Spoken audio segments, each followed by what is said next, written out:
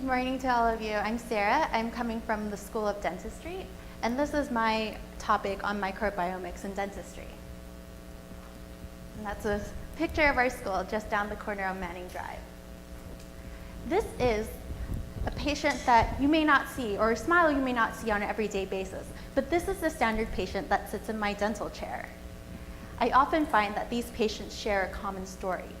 This story involves a lack of access to care from an early age, little to no education on the importance of self-care habits like brushing and flossing. These patients, unfortunately, are often embarrassed and uncomfortable with speaking in public, smiling and laughing because of their missing teeth.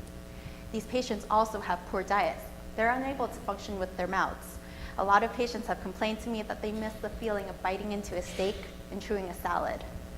A lot of these patients also carry a lot of anxiety, having had experienced tooth infection and having to make that irreversible decision of pulling out their teeth in an effort to feel better.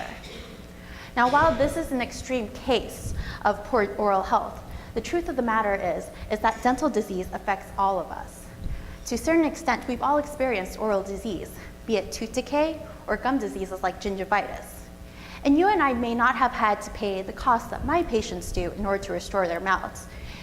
My patients pay around $20,000 to $30,000 on average for their treatment. That's essentially a new car. The truth is that we are still paying the price of poor oral health.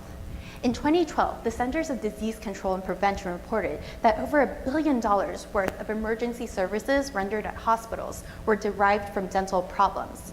A lot of these costs were not covered by the patient or their insurance companies. So we taxpayers are footing a lot of that bill. And unfortunately, with our continued issues of coverage, that's not getting any better. Certainly though, we need to address the fact that dental disease is very much present. And while dentists, we've come a long way in our technology. We've improved in our ability to treat and manage disease. We have really sophisticated technology and great materials to do so. But therein lies the problem, in that we don't exactly know what causes disease. What makes it vary and develop over time and individual to individual? A lot of those questions, though, are being addressed into our research in microbiome. Now, microbiomes, well, they're communities of bacterial cells and microbial cells that are found in sites throughout our body, such as our skin, our stomach, and our mouths. Now, what we're hoping to do with all of this information is understand just what makes up a microbiome, specifically, in my case, in our mouths. What we're understanding now is that we have both health and disease-producing microbial cells present in our mouths all the time.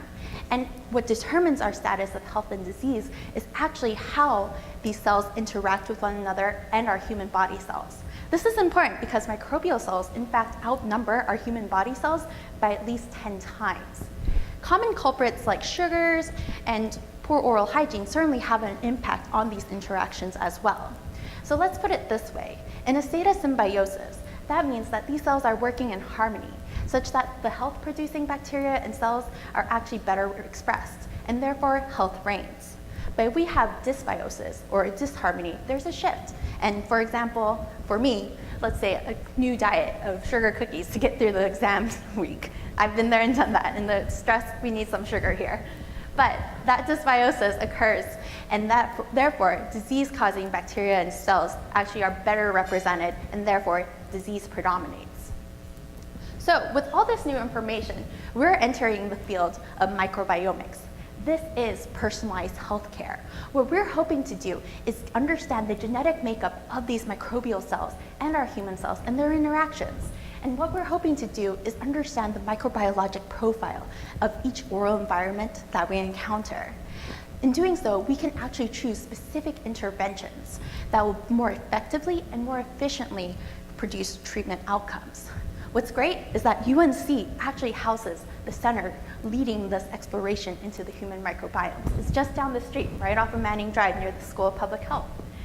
And what we're able to do is collaborate with all our professions and disciplines. We have our clinicians, our engineers, and our informaticians working together so that we compile, process, and interpret this information.